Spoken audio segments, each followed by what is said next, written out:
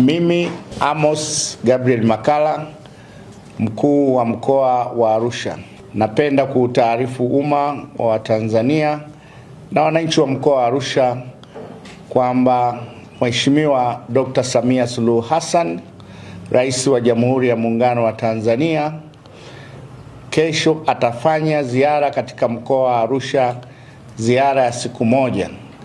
Na katika ziara yake Mheshimiwa Rais anakuja kufungua mkutano wa chama cha mawakili wa serikali, mkutano utakaofanyika kesho katika ukumbi wa AICC Arusha.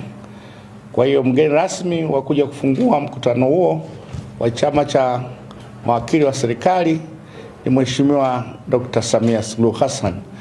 Maandalizi yote juu ya mkutano huo yanaendelea vizuri na kwa kiasi kikubwa yameshakamilika.